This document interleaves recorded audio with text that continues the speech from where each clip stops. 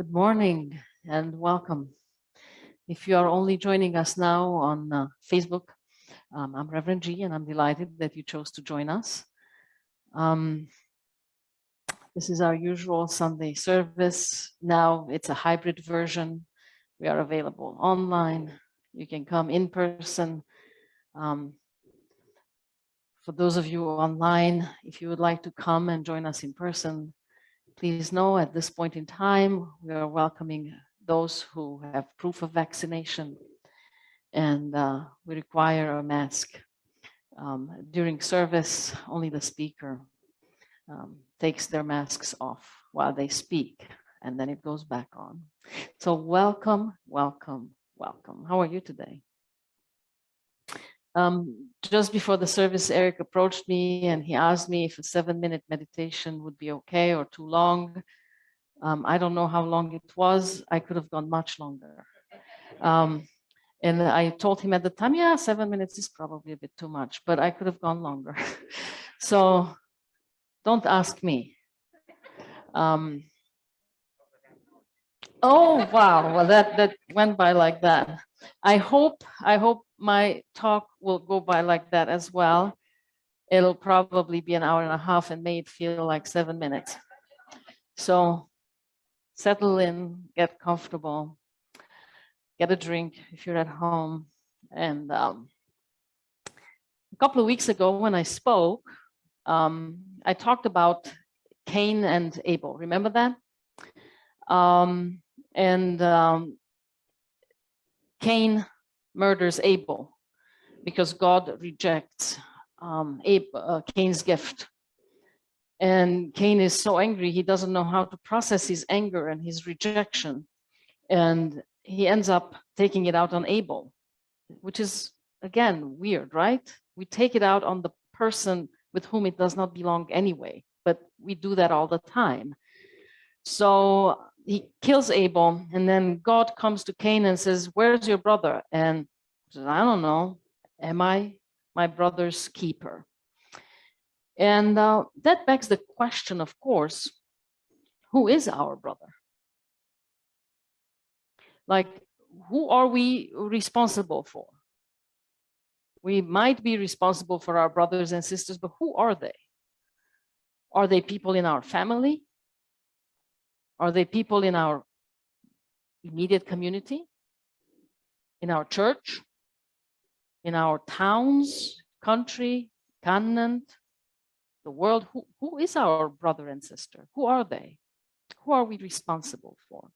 So today, I'm reminding you of this story that I talked about a couple of weeks ago, and then I will be talking about another story from Genesis, and this is the story of Jacob and Esau. Is that how you pronounce Esau? Esau? They are twin, fraternal sons of Isaac. So I will be talking about that as well a little bit. I will be talking about a king whose name is Ashoka from India. He lived in the 3rd century BC. I'm pretty sure I will also talk a little bit at the very end about Achilles. Achilles, thank you. It's that foreigner. Achilles. And then who knows what else I'm going to be talking about. So the theme is harmony. And Regina said harmony is having different elements come together that are different, very different, without one hurting the other or destroying the other. Well, that's difficult. We have now established quite well that human beings have a hard time living in harmony with nature. That would mean that we are not destroying each other. we've not done very well at that. And probably we can establish right now that if there were no human beings, nature would do quite well. This globe would do quite well. It would be happy, healthy, and life could go on for a long time. So I am not going to talk so much about nature. I am going to talk about human beings. We seem to be the problem. So let's talk about us. Why is it then that we are not in harmony with nature, with each other? Why is that? And I think the reason is manifold, but I think that we are at the very core conflicted beings. Conflicted because from early on, we were ruled by the 4 F's: flight, fight, freeze, and procreation. So these are our most elemental instincts, which is the amygdala. Our frontal cortex, wherein lies the ability for us to process, to think otherwise, developed so much later. So we are a lot more practiced at engaging the amygdala. And then even if we do a lot of self-work, it takes a minute once the amygdala is engaged to notice, oh, that's what's happening right now. Take a deep breath, do whatever it takes to remove myself so I can engage the frontal cortex and perhaps find a different way than what my amygdala would have me do. So it's hard, right? Then we are really killers. So think about this. Civilization, this experience in civilization, again, is a relatively short period of time, maybe 5,000 plus years. It's not that long. Prior to that, we were hunter-gatherers. And what do hunter-gatherers do? Live in small groups, and they hunt and gather. They hunt, they kill. They kill for their survival. Now, if we look at the caves from way back, thousands of years ago, we also notice we are troubled, so troubled at the very core, because there are these cave drawings, and then there are still some hunter-gatherer groups around the continent today who have not really been touched by civilization. And they have developed these elaborate rituals when they go and kill. Elaborate rituals to thank the animal that gave its life. And I think these rituals have been developed to assuage our guilt over killing. Because although we are killers, we also we're wired somehow against killing one another, which makes sense because it's just not reasonable for a vulnerable species to have the instinct to kill each other. So on the one hand, we're killers. On the other hand, we don't really want to kill each other. And then to increase this trouble, the conflict within even more, we have empathy. That empathy allows us to care for our offsprings, allows us to care even for another's offspring.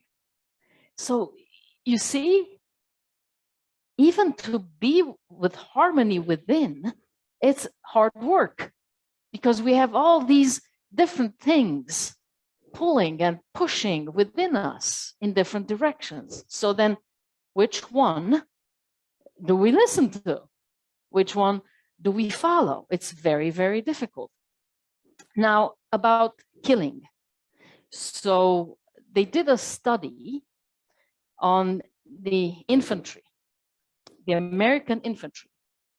After this is World War II, they did a study and they found that less than 3 out of 10 shot at the enemy.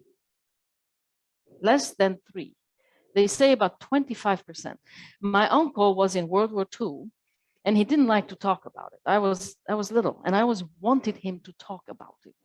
And I remember once I got him to talk about it, which was rare, very, very rare. And I did not know what war is like. I thought it's this thing where you go, you get to shoot guns, and then the enemy, you kill the enemy, and that's a good feeling. So I asked him, how many Germans did he kill? And he looked at me and he said, I never shot my gun at a person. And I was so disappointed in him. Like, what a wasted war on him, right? But we are wired not to kill each other. And it's not easy to shoot at each other. So they develop these ways of always refilling their guns, reloading, that's it, reloading their guns, or they found ways, or shooting off target. So they wouldn't be caught that they're not shooting at the enemy, but they were not shooting. Now this is removed. We no longer have this problem if we are in groups. So when now there's those big machine guns, one shoots, the other one loads, and they're on a tank, that problem goes away. It also goes away if it's remote, if you're doing it from an airplane, or if you're doing it with a drone. Then we no longer have this problem, which to me then explains why a Trump would be so willing to kill, sitting very remotely in a chair and having a violent talk going on when you're not engaged. Politicians, they're not engaged in the act of killing. Therefore, it's easy for them to go to war. So now I am going to talk about Ashoka, the king, from India. He was a violent man, very violent man, in fact. For him to come to power, according to some records, he killed 99 of his brothers. Some say 100. Some say only 19.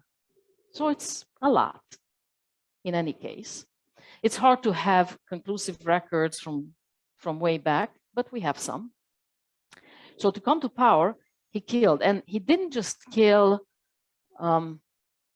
it wasn't a clean kill. One of his brothers, he just threw into a coal pit, like a hot coal pit. He died a very violent, horrible, prolonged death.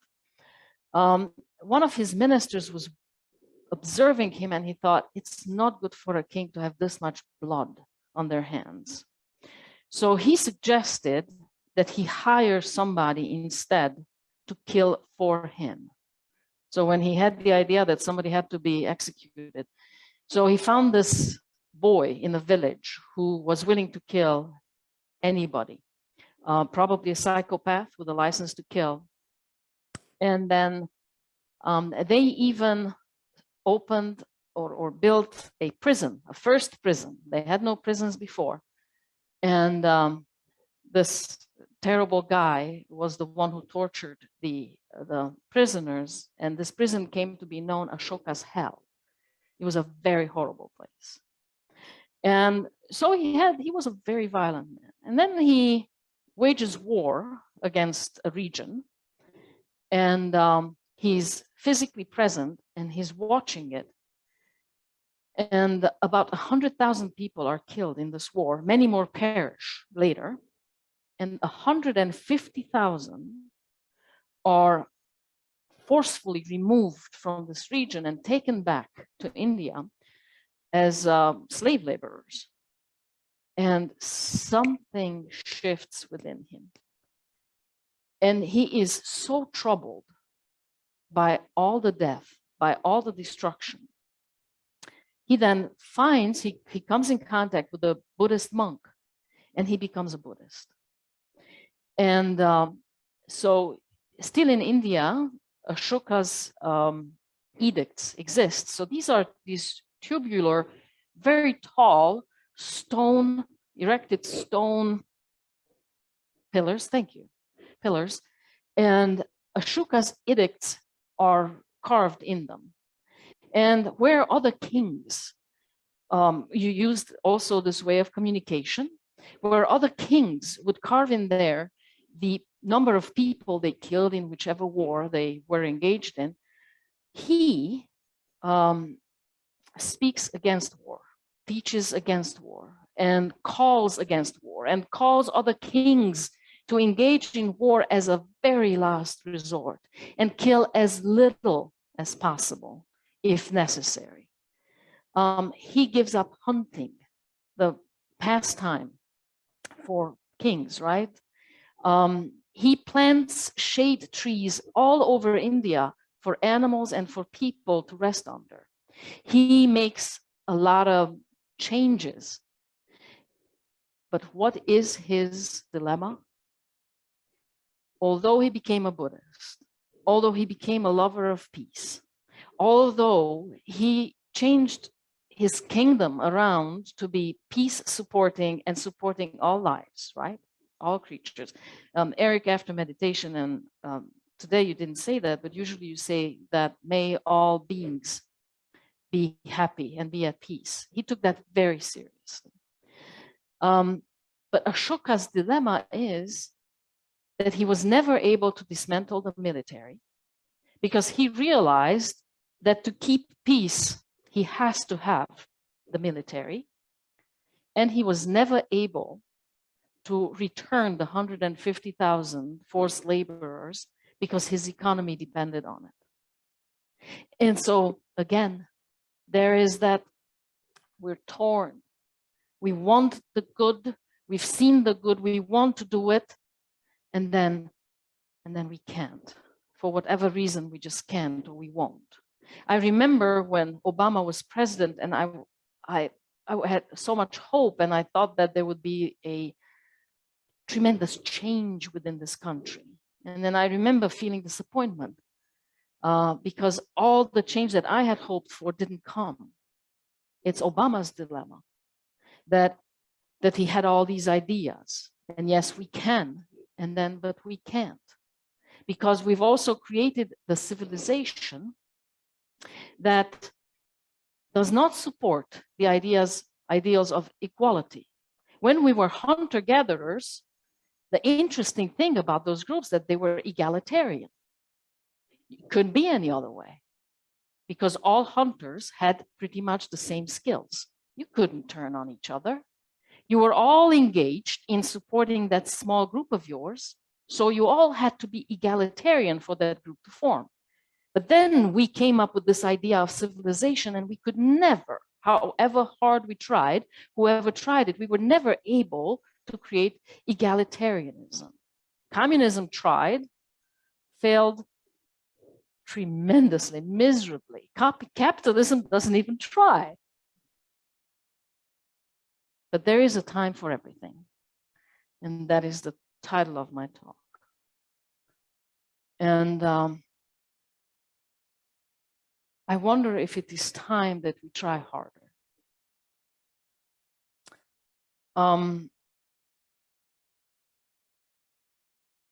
Whatever it takes. If we have to look at, if religion is in the way, then religion is in the way. If antiquated ways of thinking are in the way, then those are in the way. And it is time to change because the disharmony that we've caused is catching up to us. And while in the past we have destroyed the environment, now the environment is ready to destroy us. I don't think it's a big problem, really. I mean, if humanity disappears, it disappears. It's not that big of a deal. But if we would like to still have a chance, then it is time for a real change. And have a goal at egalitarianism within the structures of civilization. So let me tell you the story of Jacob and Esau. They were fraternal twin sons of Isaac. And they were fighting even in the womb. So it was like predestined that trouble is on its way. They are born. Esau comes out first, but Jacob right behind him, and he's holding on to his ankle, right? Like it was a competition. And by sheer who knows what, Esau wins out because two can't come out at the same time, I suppose. But even already, it's not pretty. The parents, of course, play favoritism, as parents tend to do sometimes. And Esau is Isaac's favorite, and Jacob is Rebekah's favorite, the mother's favorite.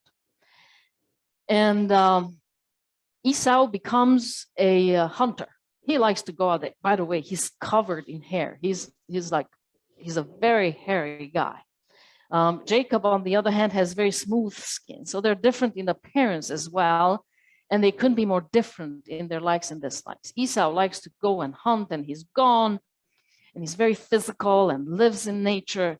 Whereas Jacob likes to stay at home and do things around the house. And he's conniving.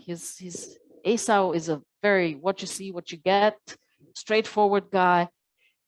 Jacob is a game player. One day, Esau comes home. He's hungry and tired, and Jacob is cooking something. And he says, hey, please give me some of that food. And what does Jacob says? I'll give you some, but guess what I want in return? I want your birthright. So Esau says, well, I'm about to die anyway because I'm so hungry. I guess you can have my birthright. What do I care? So Jacob gets Esau's birthright. Now, birthright back in the day meant quite a bit. So if you were the firstborn, you got everything.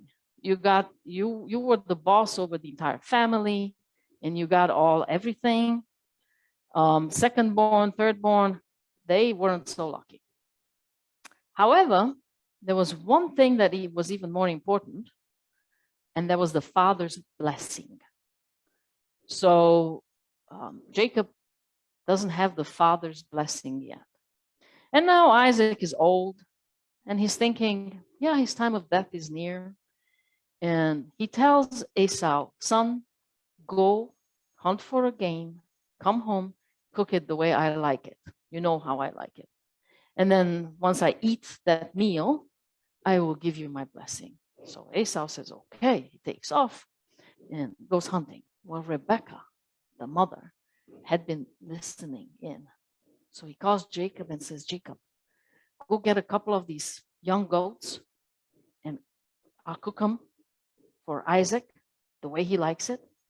And then you will go present it to him, and then he will give you the blessing. And Jacob says, but what if he realizes that I am not Esau? Because Isaac, by old age, you know how that goes, our eyesight goes. So he wasn't seeing so well. And Rebekah said, you just trust me. Just do what I say and you'll be okay. So what she does, she takes the goat's skin and wraps Jacob's arms in it. So his arms are now hairy. And then takes Esau's clothing and has Jacob put them on. And then Jacob comes and presents this meal to Isaac. And Isaac says, how so fast? How did you find the game so fast? Like, how did this happen? I just sent you off and now the meal is already ready for me? And Jacob says, well, God favored me. So I found the game very fast and I cooked it. But Isaac is suspicious. He says, let me feel you. So he feels him and he's hairy, but you do sound like Jacob though. So he eats the meal and he says, okay, well, before I give you my blessing, let me kiss you. And he pulls him in and smells the clothes and they smell like Esau. So he says, must be Esau. He just sounds funny today. It's an off day, but it must be Esau. And he gives him the blessing. You will be prosperous. You will have a bunch of offsprings. You rule over all your siblings. the earth will yield to you everything. All the good is going to happen to you. Esau comes home, he cooks the meal, brings it to to Isaac, and Isaac says, I just had them. I just gave my blessing. But who did you give your blessing to? I'm here. I'm Esau. And then he realizes, oh my God. Isaac realizes that he gave the blessing to the wrong son. And apparently there's no two blessings to go around. Only one can have it. And he gave it to the wrong son. And here is the son he really wanted to give it to.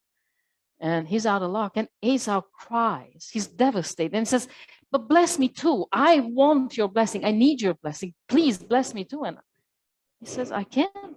No more. I used it all up. No more blessing for you to go, for you. So Esau is angry. And there were no psychotherapists, no psychologists, no therapists in the day. So he didn't have the emotional intelligence to process this. And he decides to kill Jacob, as one would.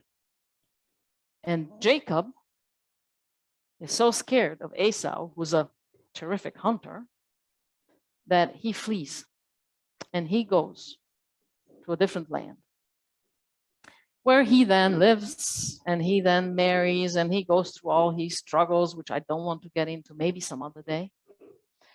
And then he gets in trouble there too. He works for this guy, he marries his daughters, and the sons of this guy realize that Jacob is taking too much of the goods, the money, the livestock, and they don't like him. So Jacob realizes these sons are going to get him. So he's thinking, okay, either the sons are getting me or Esau is going to get me. And he decides to pack up everything and everyone and come back home. And maybe he can make up with Esau. Decades have passed. Maybe Esau has cooled down a little bit, cooled off a little bit. So he comes back and then he sends a, what's that called? A what?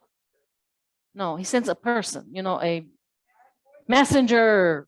Thank you. He sends a messenger to Esau, letting him know that he's coming and that he is very remorseful and that he has a bunch of gifts prepared for him and livestock. And Esau gathers 400 of his men and he comes to meet him.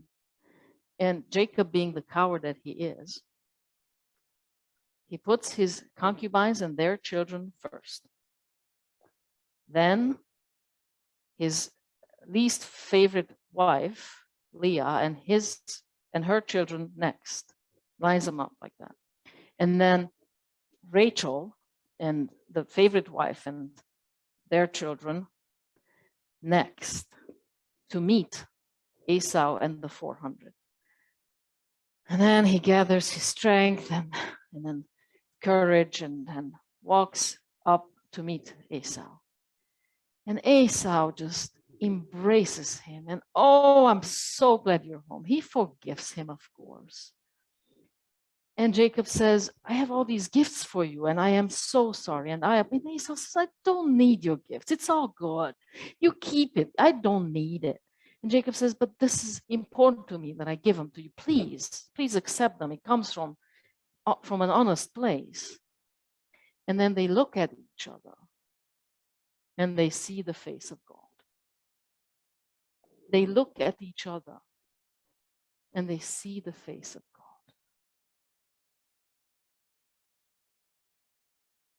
They see that oneness, that we belong. We're of the same material here. We're of the same essence here. What are we doing?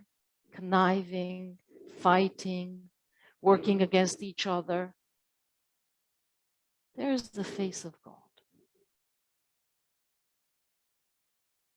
In yoga, in the Western world, we associate yoga with these twisted positions and painful sometimes, or that's not what yoga is not. that, not about that. Yoga is about reaching a state where we are completely aware of our oneness. That no one is less than me. Whoever I look at, no one is less than me. They may show up differently. They may be a different life form, but no life form is less than mine. There is that oneness. The Buddhists say, may all things, may all beings be well. May all beings be at peace. May they know health. May all beings. For some, the term would be seeing the face of God in everyone. For some, seeing the oneness in all of us. For others, relating to it in a way that may all beings be well, at peace, healthy, in harmony, and connected. There is a time for everything. It might be time to set aside our differences, to look beyond them, and see in each other the face of God or the oneness. Transcend this troubled beingness, this conflicted beingness that's within, and feed empathy, feed compassion, because that's where the hope is. So I promised you the story of Achilles. One more, say it one more time. Achilles, one more time, Achilles. The story of Achilles. So in the war against the Trojan, they kill his best friend and he is devastated.